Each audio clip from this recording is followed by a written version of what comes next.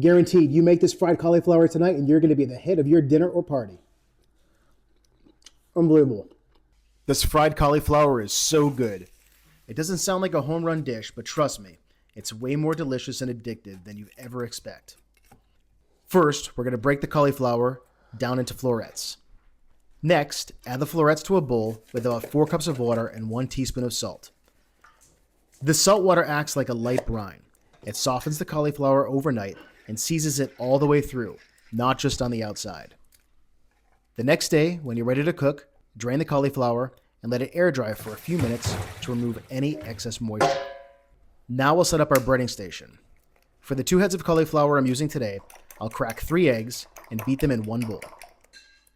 In another bowl, I'll add Italian-style breadcrumbs. Simple, classic, and perfect for this dish.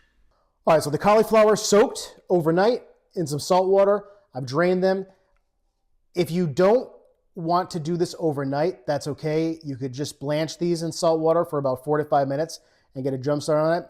I think that doing it overnight in salt water gives a much better flavor where the salt has time to penetrate into the cauliflower. So we've got our fry station set up here, and if you've ever breaded anything, the way to do it is to have the thing you're doing on one side here, then the egg, then the dried area. At least I'm right-handed, and it kind of flows this way for me. The idea is one hand's going to get wet, one hand's going to try to stay dry. The breadcrumbs we're using here are just Italian breadcrumbs. You can use whatever you like. I like these seasoned Italian breadcrumbs. That's what we always used as a kid. So I think the taste is perfect. It's balanced well, flavored well. Kids like doing this part too. So if you got little ones in the house that like to get dirty, this is a great cooking process for them.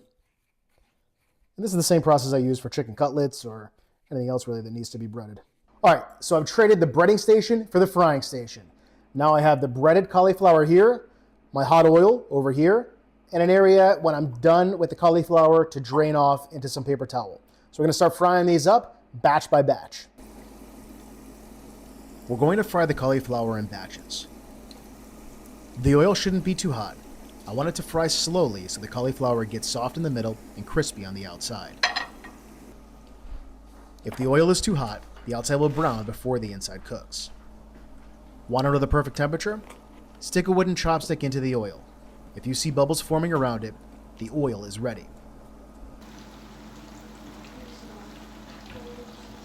Once the florets turn golden brown, lift them out and transfer them to a paper towel lined bowl to absorb any excess oil.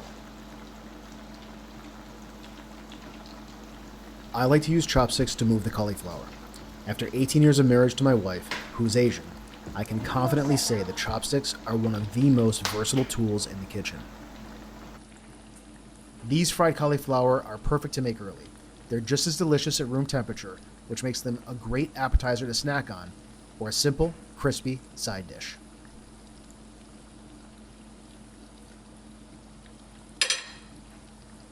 So that's it. These are super simple, easy to make. I fry them up, you saw, in 3 batches, and those batches I did about 7 minutes for each batch. Temperature-wise, it was about 320 degrees for about 7 minutes for each batch. They're nice and golden brown. Let's give these a taste. Luke, come on.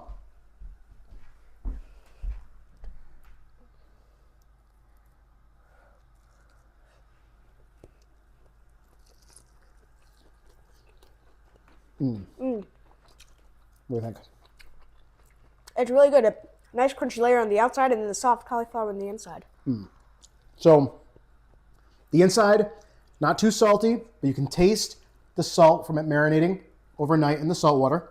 And then because we fried them nice and slow, the inside is very soft and very tender. What do you think? It's a great snack.